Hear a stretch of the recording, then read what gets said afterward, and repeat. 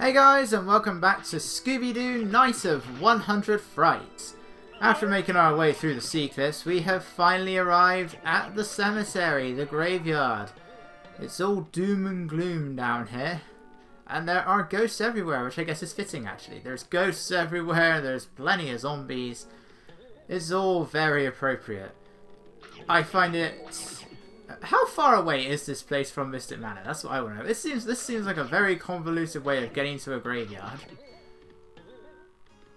More to the point, how many people have died here?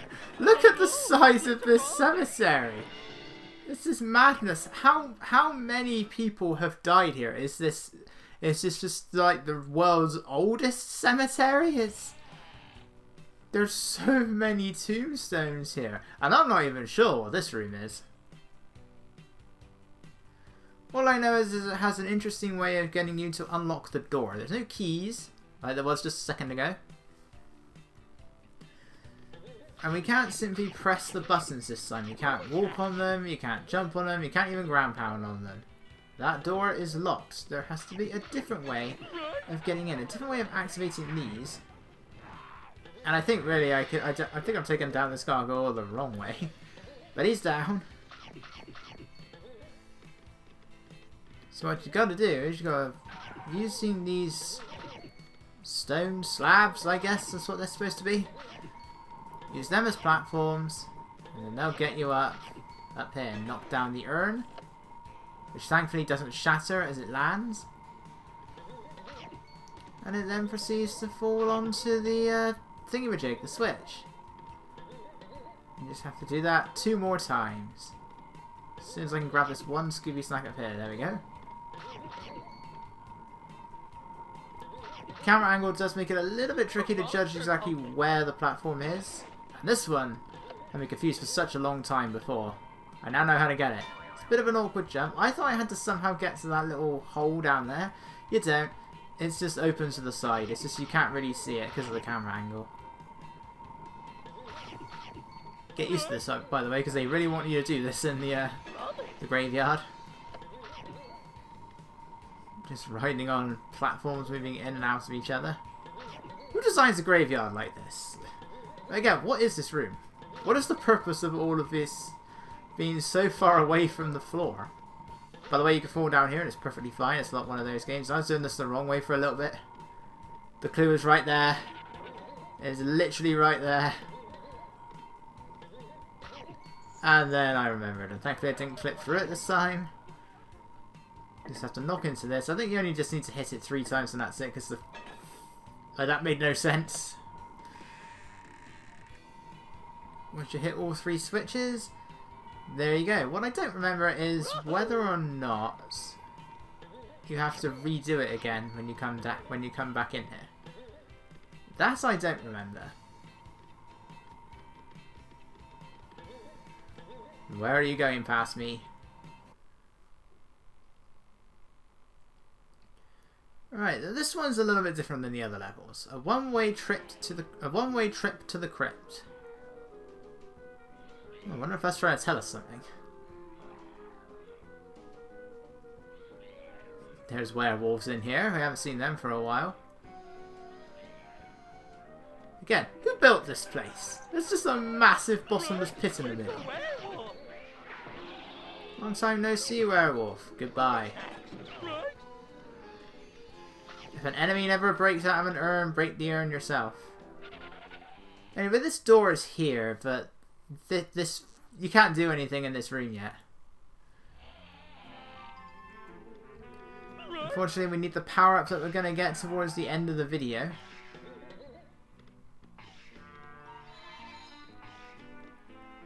It's the umbrella room. We need the umbrella. We're not getting the umbrella for a while. Looks like we'll have to do that on cleanup.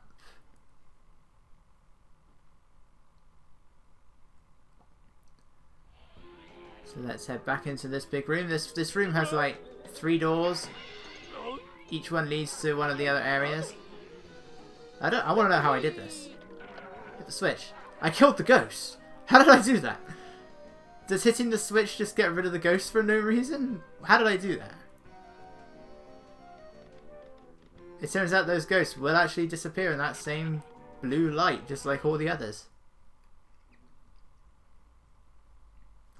The center room counts as part 1, and then it just keeps going. This is actually the way you want to go. You can go up the other direction. It does lead you. This does still lead you back here. At least I think it does. I believe it still leads you back here. Anyway, there's a lot of doors. They all open up automatically when you get close to them. I wonder if that line of Scooby Snacks is like an arrow trying to tell me something about this differently shaped door. Oh, look at what we have here. A monster token guarded by the ghosts. And it just happens to have the ghost on it. That's the only one though. There's nothing special in any of these other doors.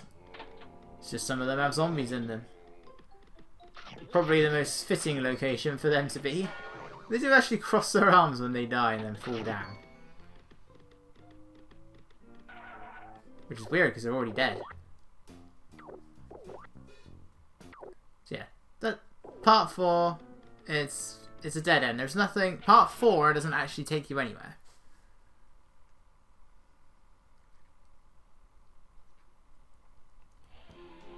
Like there's 2 doors. We already went through this one, and then there is a door that takes you to part 4, but you don't need to go in there. It's just for Scooby Snacks. So naturally, I'm going in there.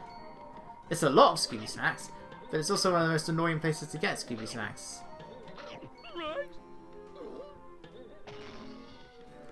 And there is yet another door, but that actually takes you to the next section of the game, which is whatever it was called. Whatever it is. So yeah, this is not mandatory in any way. You just come here if you want a few extra Scooby Snacks, which given this game you are going to want. Even if you're not going after every Scooby Snack, you still need a lot of them.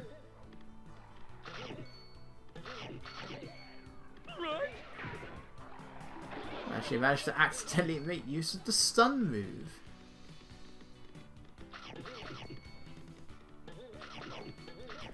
Yeah, it's very simple. I don't know why I said the Scooby Snacks are hard to get here. I'm thinking of a different area.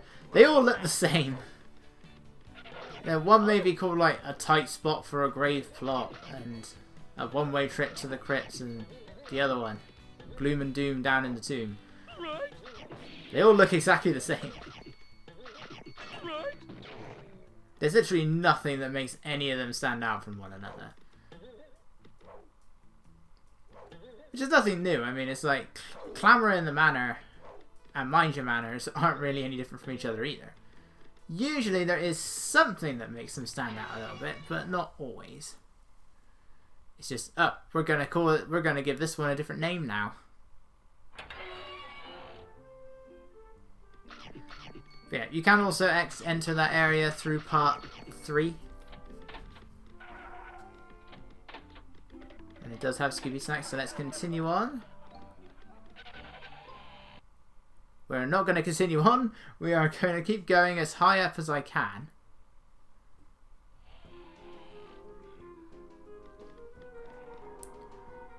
So this is completely pointless, but I decided to just keep on climbing, grab all the Scooby Snacks that I could at first. So just ride the platforms as they go in and out and in and out. And see what else lies at the top of this room. It's a werewolf in an urn. That's what lies not at the top of the room. We're nearly there. Here comes the big climb. I think there's a gargoyle. Yeah, there is. So watch out for the gargoyle. We can't get to that door.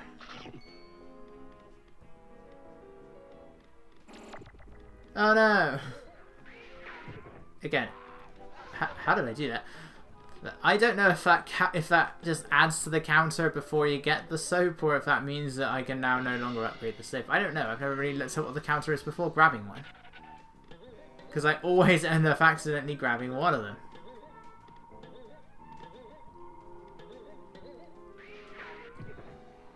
The soap and the bubblegum pretty much both work in the same way, and they both don't really differ from one another. We'll be getting to them later on. The soap is the last power-up you get in the game. The bubblegum is the second to last. Something tells me we have to face a different boss fight after this one before we can get to them.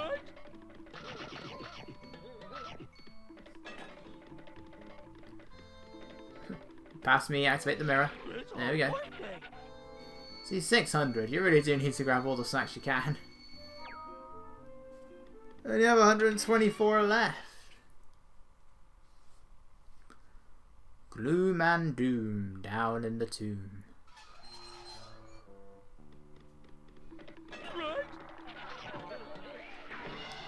Take out the werewolf. And this part's kind of awkward. You got to balance on narrow platforms. Don't worry, the gate will automatically open for you. Oh look, they've given him voice acting again. But I don't want to use my head. Ah. Yeah, now the gargoyle starts showing out quite a lot. So, knock into this pillar, that knocks into the other pillar, and that bonks the gargoyle on the head. Once you've done that, come over here. And you've got to try and get Shaggy along that beam there. Unfortunately, now I did hit a switch, and that does temporarily raise the swinging pumpkin that does hurt you. Unfortunately, it's fallen back down by that point. It's only temporary. So you got to be careful, which I wasn't. Down I go. So let's try that again. These make some really strange noises. The hitboxes for the trees are a little bit lower than the trees' graphics.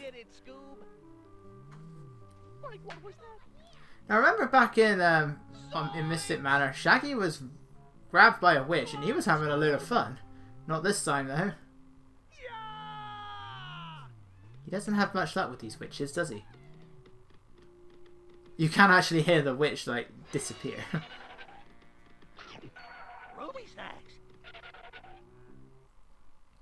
Now this was the part I was thinking of. Gloom and Doom Down in the Tomb Part 2. The stupidest way of getting Scooby Snacks in the entire game. Not the worst. There's one section which I hate out of pure frustration that we'll be seeing next time. But in terms of like how you get the Scooby Snacks, this one is just stupid. That does not look like the Scarecrow in the game at all. So you have this switch. It opens up a tombstone on the upper level. As you can see, just as the door closes, a bunch of Scooby Snacks come out. But look, there's another switch. Yeah, okay, so I've said this many times, and now more than ever, my PS2 is dying. In fact, I think by this point I may as well just declare it dead. It's not even on life support anymore. I had to open and shut the disc lid like 10 times to get this to work. Like the first 5, I did it like 5 times, then it gradually played, and then it stopped when it was trying to do the opening FMV. And then that froze, and then it did work for a while after that. But then that happened, like it just lost connection with the controller for no reason. And even now, like there's no sound effects playing. Like there's music, but the sound effects are gone. Like you can't hear Scooby jump, you can't hear him run into anything, you can't hear him pick up the Scooby Snacks or take damage. The sound effects just disappeared. Thankfully it does fix itself when it reboots now. But yeah, my PS2 is not going to last much longer. I need to get a new one. By a new one, I mean one that's in decent condition. Because you're not finding a new one anymore. Luckily, it's the PlayStation 2, so they're not hard to come by. Okay, so the reason I hate this so much is because you have all of these switches. There's 4 of them in total. Each one opens up a tombstone. 3 of those tombstones will have ghosts in them. The other will have Scooby Snacks. The problem is, there can be Scooby Snacks in each of the tombstones. What order are you going to get them in? That is entirely random. You can be here forever trying to get Scooby Snacks out of all 4 tombstones. And the only way to reset them is to either exit the area and come back in, or, faster, just die. And then hope you get luck again. Luck, fortunately for me, this was perhaps the easiest time I've ever had with this. So it didn't work that second time. The Scooby Snacks would have still been in that first tombstone like they were the first time round, which means tombstone opens, it closes. I already got the snacks last time, so there's nothing in there. Luckily, that wasn't the issue here. Usually I am here forever, but thankfully it actually all... I only didn't get it the first time round. It managed to all work for me this time. Like, normally the last one especially, you know, the chances are 1 in 4. But it all works. I got the Scooby Snack. I got the Scooby Snack the first time, obviously, you will. Didn't get anything the second time, but then I got them the third time, and the fourth time, and the fifth time.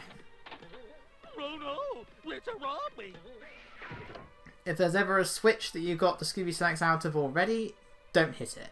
Because a ghost might come out, and that's going to make it harder for you to get the snacks. Of course, they might still be that one that has the snacks in them, but then, you know, don't go for them. The ghosts make it way harder to grab the Scooby Snacks.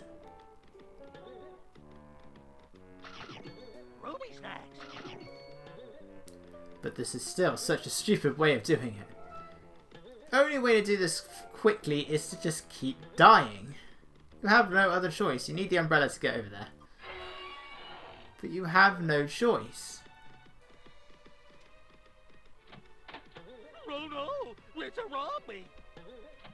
Because if you just keep exiting and entering, that's going to take forever, because you've got a loading screen between each one. Thankfully, I got off lucky this time. That's our last one, that's all the snacks.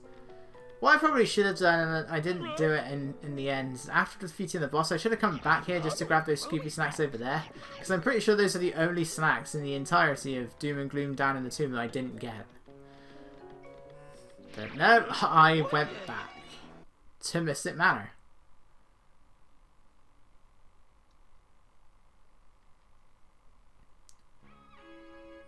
Alright, Gloom and Doom, Down the Tomb Part 3, aka the boss level. We got ghosts hiding inside of urns, even though they should be going right through the urn. Those ghosts go through everything else, why not the urn? And this is weird. 1, 2 tar monsters. Another ghost. 3 tar monsters. There's like 5 or 6 of these things here for no reason. There are so many tar monsters here. You think that this would be where you find its monster token?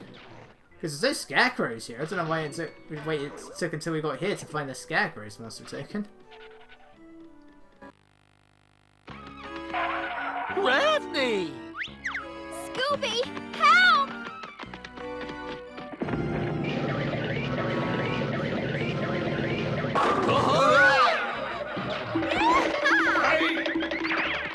Keep it up, Scooby. I'm almost there. Got it. Jeepers, my skin was beginning to chafe. You won't get away that easily. You think that was easy? This will teach you to cross paths with me. Here, I think this old friend of yours is dying to see you. Right? Scooby, I can't believe it. It's the green ghost. That's right. And pretty soon you won't stand a ghost of a chance.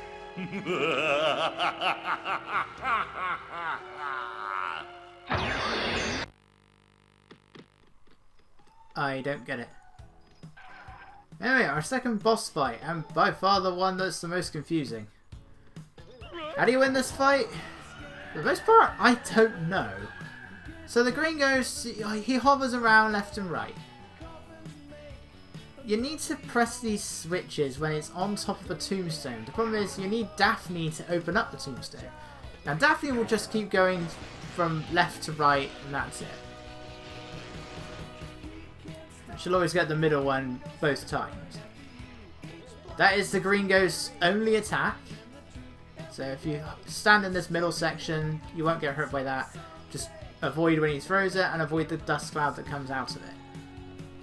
This fight is entirely luck based as to whether or not the green ghost is actually going to be hovering over the tombstone that Daphne opens, and as long as it's still open when he's hovering over it. Usually you find that they end up closing just before he gets there, or that happens and she opens it just after he gets there.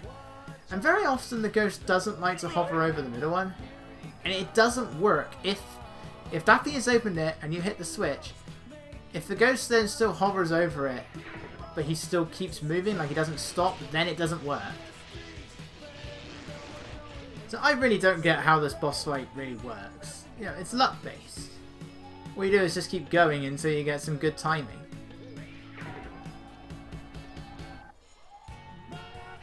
But yeah, somehow hitting the switches will pull the ghost in. I think you have to do it 3 times.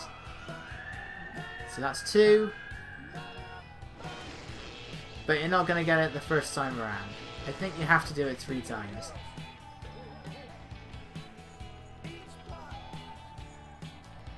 Once again, this is meant to mimic like the chase sequences, so we do have a song playing.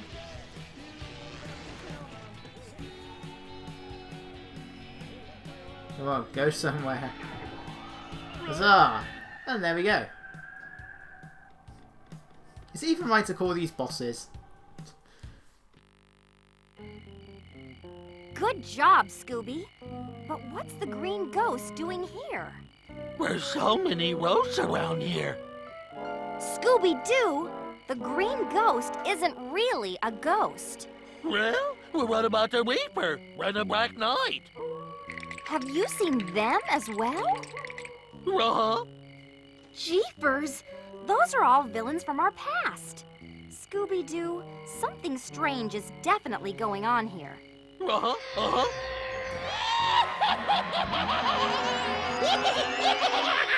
Daphne! Who? That is a ghost! I saw it, Scooby. Ah! Right! Easy, guys. It's just me, Holly. Oh, it's Holly. Holly, boy, am I glad to see you. Scooby and I have been seeing some pretty strange things. Hey, what's that? Oh, I found a box of my Uncle Alexander's inventions. I'm not sure why it's in here, though. He usually keeps them in his super secret lab. A secret lab? Yeah, that's where he thinks up all his crazy inventions. Maybe there's something in here we can use. Or a clue. Or a Ruby Snack. Solar-powered nightlight. Underwater Winner's Racket. Microwave-safe ice cube tray. Ray, what's with this umbrella? That's actually one of my uncle's more useful inventions. Daphne? Raleigh? Anybody? Here we go again. Right? Now, why did I not go back and get those Scooby Snacks in that previous area? They're the only ones left in this section. I just kept going. And it's the umbrella. It just allows you to slowly float to the ground. Now, I want to know how a solar-powered nightlight works. That's my question. Do we charge it up in the sun? I don't know. Is this really an invention, though? That's all it does. It's not really something that I would consider to be an invention. But now it's like, oh boy, half Scooby Snacks. Opens up so many areas to revisit. Alright, but now we can make our way back to the shipwrecks. It was here that I noticed, going down which way, I got 120 out of 121 Scooby Snacks. So let's get that final Scooby Snack.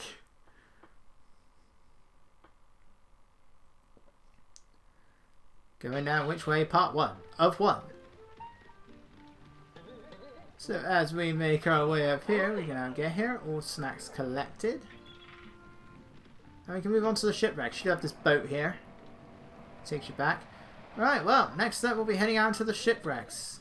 It's where the game's difficulty starts getting a bit higher. So I will see you guys then.